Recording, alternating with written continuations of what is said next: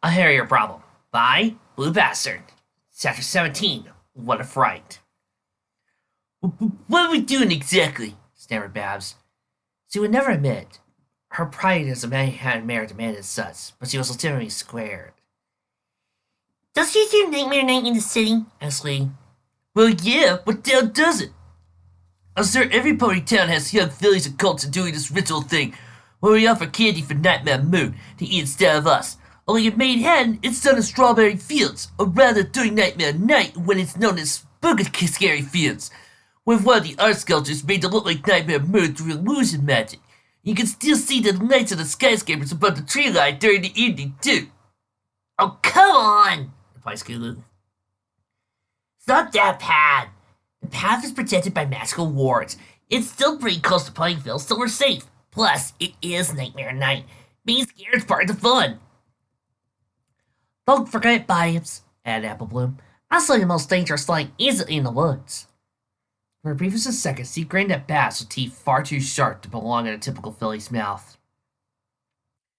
Yeah, I guess, was all Babs could say. Though, oddly enough, the fact that Apple Bloom had jokingly reminded her Babs of her other form helped the non-local filly relax a little. Since he knew if something bad happened, Apple Bloom wouldn't hesitate to protect her kin. Miss Sakura! Cried the young colt.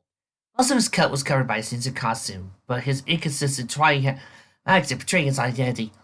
Is Princess Luna going to be coming this year? Dear Pip, sadly she must stay in Catalot. She cannot play. Answered the Sourness, who was fiercer in her costume, that of a traditional Siberian warrior. I'm sure, however, she misses you, and knows quite well you miss her too. But just because Luna is not here, does not mean there's not to fear. This night is dark and filled with spooks and gather clans. They'll still want to play and prance. It seemed like the young colt had more to say, but another part of the group exclaimed that the statue was in sight. Sakura quickly gathered her charges around, and, with a few other ponies starting to help keep the kids in line. Mainly the princess and her friends, except Raspberry, Place, and Pinky for undisclosed reasons. So wait, they sacrificed candy to the statue? Inquired Raspberry, who was the only pony of the entire group who was new to the holiday. Verity nodded. Yes, it's silly, but Sakura isn't natural at making the kids really frightened. Pinky isn't even allowed back here during this because of what happened that one time with Princess Luna. But isn't Nightmare Moon? Yes, technically the same, but under her restoration, and yes, I know she was restored, I was there, you know. She chose to make her first public reappearance during Nightmare Night in the middle of the candy offering ritual. From what I know, it got messy. Raspberry was surprised. You mean you weren't there for that Nightmare Night? I actually fell ill with a choke around that time, so I was bedridden during the event. I didn't even have the strength to make a costume so I could hand out treats. My cousin Sky Skimmer had to be my caretaker as she was the only pony readily available who had the choke before, so she could be immune to causing it again. It's a shame she was stuck tending to me, though, and not being able to see Sakura's show. Raspberry would have asked further had it not been for the sudden onset of a green mist covering everything in sight, leaving Rarity the only thing visible. What the?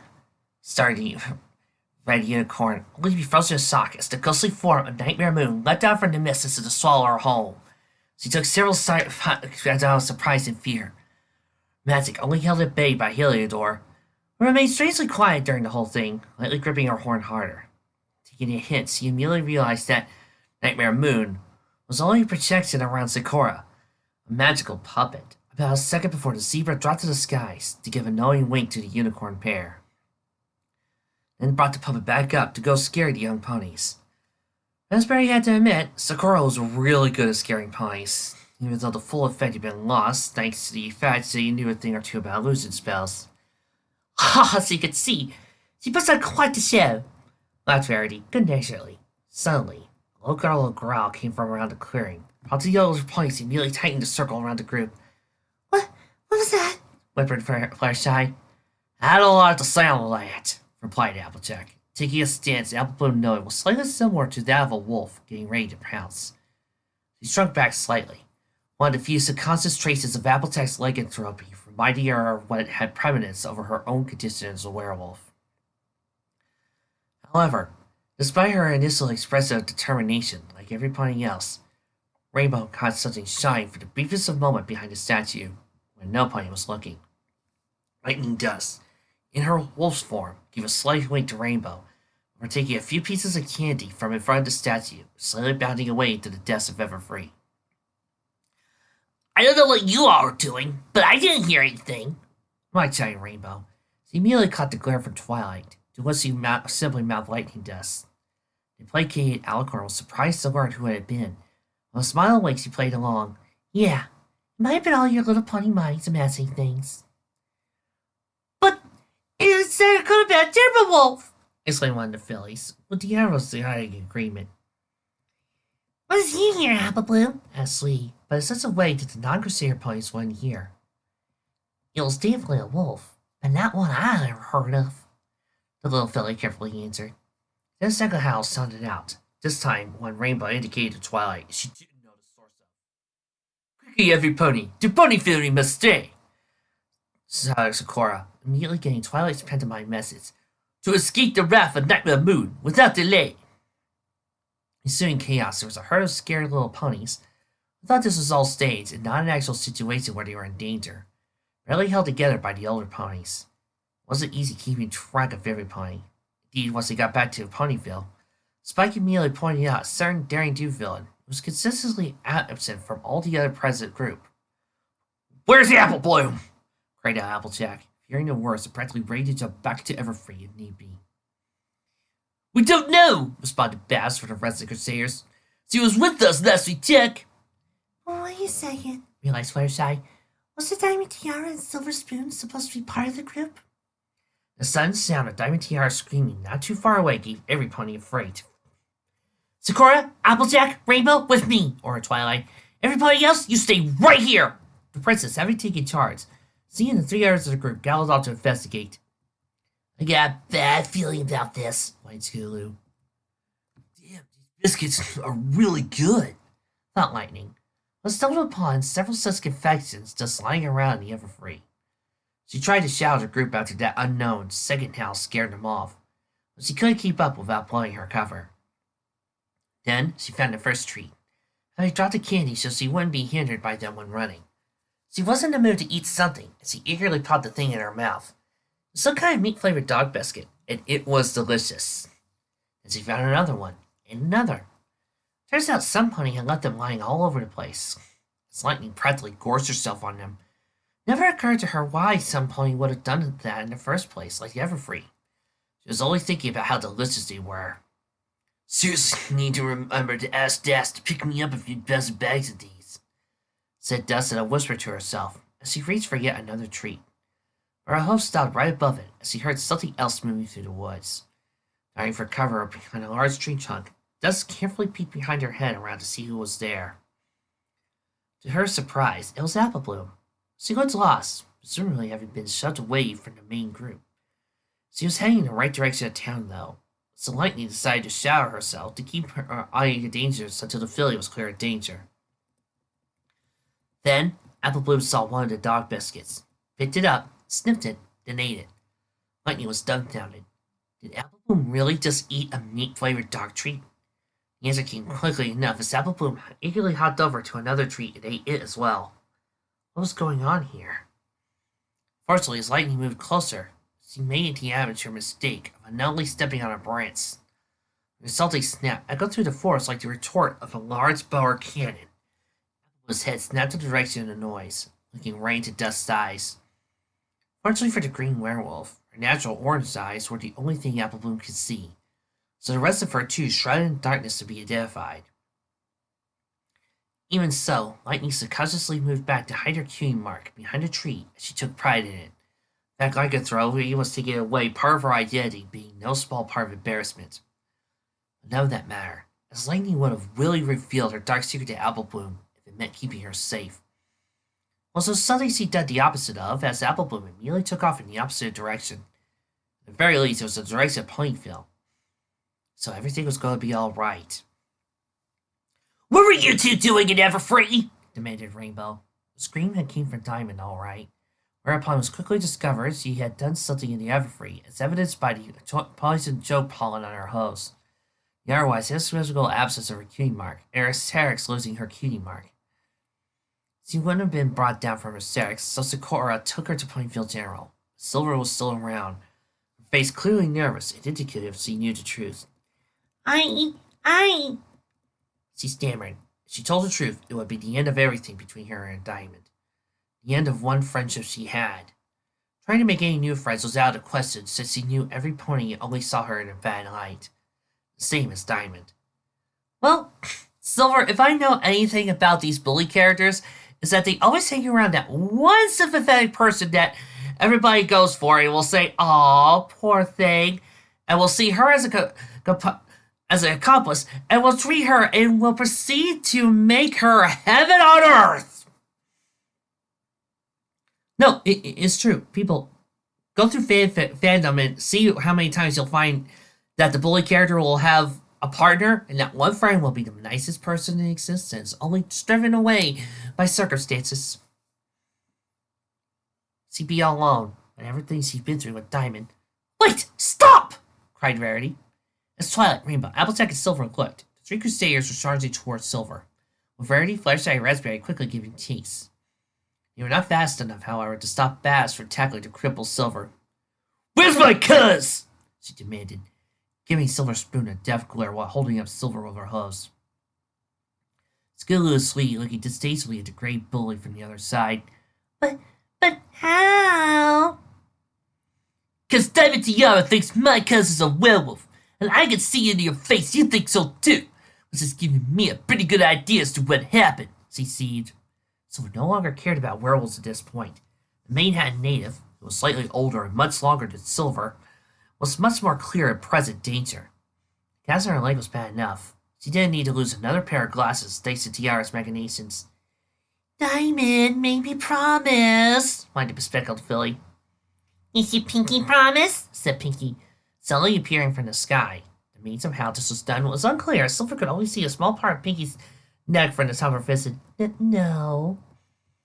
Oh, you should probably tell us what's going on. Pinky's tone was unsettledly cheerful as she bounced over in line with her friends.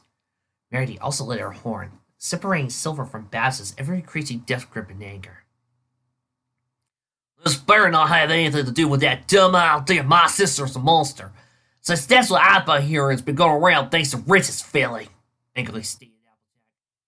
Silver noticed the momentary reactions for the Crusaders, more so Scoots and Sweet than Baz. It was enough to confront her that they known Apple Bloom's secret. Taking a deep breath, merely to try to stop from crying, Silver was at a loss what to say right until Baz stepped forward. I think I could get her to talk, Cousin Applejack. AJ's eyes narrowed at the precise implications. The other Polysands Raspberry rained their wings or magic, or what they had to stop the expected fight they need be. Baz just rolled her eyes. It's not going to end up just like that. Just let me have a quick private moment with Silver here. Let me along with Skittle and C, and we'll get this sorted out. After a curt but impatient nod from Applejack, got the other ponies to stand down, with Babs holding Silver behind a corner, Skittle and Sweet following. The moment they were out of hearing range, Babs pinned Silver over back to the wall. What did you do? Fear was evident in Silver's eyes. The great feeling knew that much. But surprisingly, she could see what was behind the anger in the eyes of the Crusaders. They too had fear. Concern, worry, trepidation, all those kinds of emotions which indicated they cared about Apple Bloom despite the truth. Much more than Diamond Tiara, who had been single-minded in her approach to getting Apple Bloom into trouble. Only then did Silver realize the entire scope of the plan still wasn't evident to her, which couldn't mean anything good for any pony. Please, I'll talk. Just answer one or two things for me, okay? Begged Silver, tears starting to come out. Scoot tapped Babs, indicating the larger fillies to let her victim go. Babs did so, reluctantly, but at least eased off Silver so it wouldn't land on her back leg too hard. Thanks, gasped Silver. She knew she was fast approaching the point of no return. Without Diamond being around, the strength to defy the spoiled bat was slightly easier for Silver to mess her up. I just need to know, is it true? Is Apple Bloom a werewolf? After several tense moments of silence followed, after which, to Silver's surprise, Babs spoke up again. Yes. And did she do that thing that one night? Yeah, she did. So he confirmed. She didn't mean any real harm from it, though. She felt really bad about what happened afterwards. Was it supposed to make Diamond hair, or us more than usual? Then Scoot jumped in. But she's not a mindless monster. She's still the same pony, even if she isn't exactly totally a pony anymore. Heck, she doesn't want to be a werewolf. There's no cure, so she's stuck having to keep it a secret. The Crusaders were the only ones who knew, even then because of family to her. It took time for me to be let in on the secret. Fast had with a shrug. Silver took her time formulating a response. She knew that with every second she wasted, it was a second used up in delaying any rescue attempts for Apple Bloom. But for all that Silver desperately valued her friendship with Diamond Tiara, if it could even be called a friendship at that point, it was clear that in order to maintain that relationship, Silver had to play accomplice to whatever horrors Apple Bloom might have been going through that second, having kept the much longer friendships Apple Bloom had for being able to help her in this time of need. Okay, I'll explain to everybody what's happened, Silver finally agreed.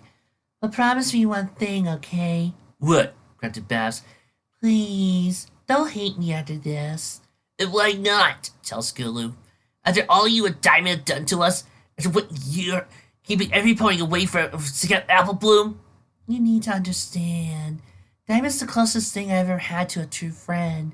But after this, after I say what I'm going to say, I'm burning the bridges between her and I. There's going to be no pony left who will want to associate with me after I betray her aside from my parents. I don't want to be alone, but I can't stand by Tiara any longer. So please, after all is said and done, don't hate me. I have enough regrets as it is. Silver, began Sweetie, what you're doing is right. And if there's anything I learned from my sister being an element bearer, it's that friendship can be found wherever you look. You just need to try. But right now, we need to know where Apple Bloom is, what exactly you and Tiara did before it's too late. Right. A newfound figure having come from the most unexpected places, Silver walked out from behind the corner wall, followed by the Crusaders. She walked with confidence she hadn't felt in years. She could only hope for her change of heart was in time. Apple Bloom stood there, frozen in place, as she looked on in horror at the thing in front of her. It was a ghostly apparition of some green mare, the two-tone mane and hair a sky blue and yellow. The conveyed feeling of spring was overwhelmed by the unnatural aspects brought on by the spirit being a werewolf. The cutie mark, which was the two hills framing something that couldn't be seen from a distance due to the fading, was unsettling at odds with how it seemed to be calm and peaceful, compared to the gaze of the glowing pink eyes at the head of the beast. Worst of all, however, was the fact that the thing in front of Apple Bloom vaguely looked like Applejack, which could mean only one thing. Applejack had a twin sister, Apple Bloom. Surprised? You're... stuttered Apple Bloom, slowly taking a step back. You're Fire Fiesta! At least you see the know of me. That saves me the trouble of introducing myself, replied the undared werewolf, casually stepping forward to maintain the same distance between her and the filly at all times. Actually, it's quite a relief, since you probably have a good idea of how hard it would be to explain it. Turns your little head would understand. But Bahia, you're dead! Vista rolled her eyes. I've noticed. Evelyn's progress backwards was halted by her hind leg hitting the base roots of a large tree, directly behind her. While she wasn't totally cornered, trying to dart off to either side would just leave her open to whatever the ghost was here to do. Well, what do you want from me? Quite simple, really, Vista said, flapping her mane to the other side of her neck with a swift head snap. Your sister, Applejack, killed Sable Bloom on top of my grave. I don't know how or why I've come back, or how you've managed to be blessed with lycanthropy, unless Applejack bit you as well, though I highly doubt it. But all things happen for a purpose. I'm not exactly seeing your point. Oh, do I really have to spell it out for you? Yes. Ethelbloom couldn't help but smile as the undead werewolf faced off in irritation at how stubborn he was been. I'm glad you're not, and we're both werewolves, Vista growled, pieces having run thin. Obviously, you're supposed to be my new body. Wait, what? Shouted Applebloom, shocked at the not really clear conclusion Vista seemed to have come to. Well, I know enough about my state I can't last forever. I need a host body. As it stands, you're the only werewolf left alive, so I don't exactly have a choice, do I? In a split second, Fisted then lunged at the frozen apple bloom. The ghost didn't realize he didn't know how the whole possessive thing was supposed to work. The problem quickly became irrelevant when an aquamarine blur shot out in perpendicular direction and shoved Apple Bloom out of the way. All Fista hit was the displaced red hat Philly had been wearing before, slamming Fist face first into the tree in front of her. Contrary to expectations, Fair Fista had discovered she could only solidify her form from temporary to interact with the physical world. Only a few seconds, but better than nothing. That said, she probably shouldn't have made herself subject to the mortal realm's forces when going after Apple Bloom. For just as she could affect the world in those few seconds, it could affect her. Painfully! Out to the side, Apple Bloom was even more horrified. Her rescuer had been another werewolf, except this one was actually alive. She'd been lucky enough to avoid possession, but with luck, it might really have been bad luck, as this new werewolf was a Pegasus, which meant she was even faster than anything Apple Bloom could expect. She did recognize the colors of the werewolf. They were the same one as the Pegasus, who ended up trying to pick a fight with Applejack and lost. That one dies? Muttered Apple Bloom, unable to manage anything louder than a whisper. I'll explain later, said Dust, not wanting to waste any more time. Firing her wings, she quickly hovered up and effortlessly righted Philly. Just run! Go! Get out of here! Whoever that ghost pony werewolf thing was already recovering from the impact. Dust wasn't going to let it have a second chance at Apple Bloom.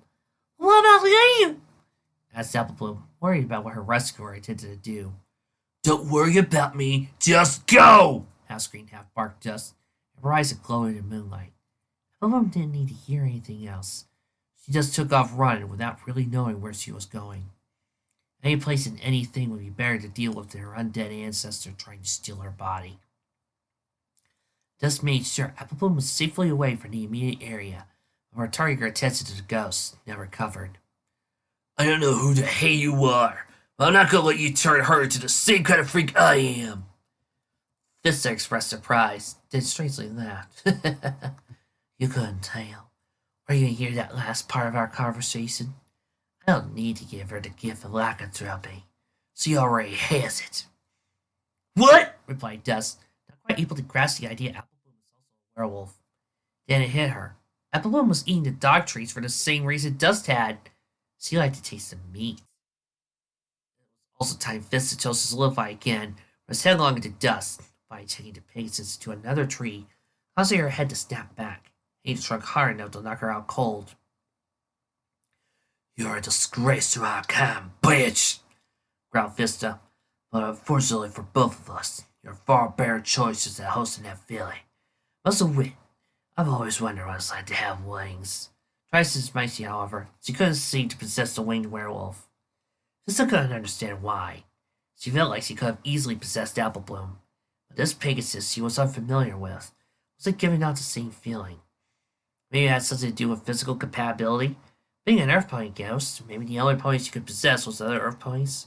I don't know why, muttered Vista, walking over to sniff the hat. The scent of his odor was still ripe, and easily trackable no matter where the filling went. The hunt begins ever again. Castle Everfree! Half shouted the gathered ponies in reaction to what Silver was saying. That's what Tiara told me. She was going to put out a trail delicious treats and candies. It's such a path to lure her away from the group on a path leading towards the ruins. But that's impossible, argued Rainbow. We've been there dozens of times for many different reasons. There's no way Diamond could have secretly placed a trail all the way there for Nightmare Night Trail to the ruins, even without leaving the candy. See, the time she needs to make a round trip simply is too much! Well, maybe she only did part way. I only remember something about how the ghost would meet her halfway. Ghost? Seriously? Said Scootaloo aggressively. You're not talking about what I think you're talking about, are you? Every pony knows that. Says the talking Pegasus. That story is completely made up, snapped Silver, turning to face Scoots. Yeah, I know it. Every pony knows that. So did Tiara. Every pony also knows Nightmare Moon doesn't exist anymore now that Princess Luna's back.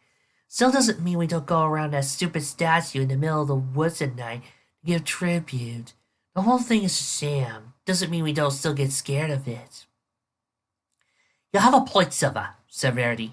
But what is this ghost you speak of? Certainly, it's not the one about the... No, it's not that ghost. Apple Bloom wouldn't randomly follows the spirit deeper into Everfree. As dumb as Tiara's sense crusaders are. Seeing it was that the magic glares as 3 present crusaders were giving her. Though in reality, they were doing so as saying. She gives Apple Bloom that much credit for smarts. Then what the ghost are you talking about? Demanded Applejack. My sister's in danger because of you and Tiara, and while I appreciate you wanting to fix this mess, I like to get to the point so we can get to the saving part. Silver took a deep breath, expecting every pony to look at her stupidly for what she was about to say. Diamond somehow ended up in contact with a ghost, a real one, some pony named Fair Vista. She claimed she was a werewolf or something. The immediate increase in tension with the disassembled ponies told Silver what she had been stupid. Well, the situation was far worse than he suspected. What does it say that ghost was? Stammered Applejack. Having paled to the point she looked like the Wonderbolt, surprised coloration. Fair Vista, Silver repeated. Was suddenly grabbed by Applejack, who brought her muscles as close to Silver's. You're saying the ghost of some pony named Fair Vista, claims to be a werewolf, was working with Diamond Tiara, and Apple Bloom was right now on the Everfree with that monster? Yes, whined Silver. Applejack immediately dropped Silver, and her eyes wide, but pupils almost pinpoint tiny in fear. Impossible. The air ponies were just as shocked. Except Raspberry, who after a consulting look with Heliodor, didn't know what was going on. I take it this Fair Vista's a pretty bad pony? Applejack suddenly shot a look of load of anger and hatred right at Raspberry. That Hairier deal is the reason my parents died! Seeing that bastard Sable. He immediately apologized to Raspberry for the outburst. The unicorn was evidently close to tears. There was another unicorn, however, whose reaction to the revelation would change everything. Wait, didn't Apple Bloom say something about Sable back at the tent when she, was her sweet to the other Crusaders? Silver seemed to gravitate over to the little grouping, stopped by Sweetie. What do you think you're doing? Have you done enough? Hey, give me a break. I could have told him Apple Bloom was a werewolf too, but she saved my life after the water tower thing. I'm trying to help her out as much as I can, which I'm guessing also means letting you girls know what I know. Like what? Asked Babs. Fair Vista liked to talk, hype herself up. Diamond ate it all up. But I didn't, but in truth, I was just a goon in the equation. Tiara and Vista were the ones running the show, but I did listen to her. She mentioned something about how she and somebody named Sablelome had been the last true werewolves or something, that she was going to make Applejack pay for killing her lover. Her lover?! The Crusaders husked in unison. Yeah, I didn't think things would get this bad, so I didn't really pay much attention to what she was saying. This whole thing, she wants revenge on Applejack through Apple Bloom somehow. What? Squealed Sweetie, face twisted and rage and attracting the attention of every pony. You're saying that right now Apple Bloom's probably going to cleanse us of some undead pony monster thing because of some conflict revenge plot? What did you help execute? Silver couldn't even look the other fillies in the eye, drooping her head out, saying, yes. Arrgh! Rarity tried to calm her sister down, moved forward. No, Sweetie. I'm sure everything will be fine. No, it's not! Snapped Sweetie, turning her sister a blind rage. Yes, it's Silver's and Tiara's fault for setting these things up. But we're Apple Bloom's friends, and we failed to keep even track of her when she actually needed us most.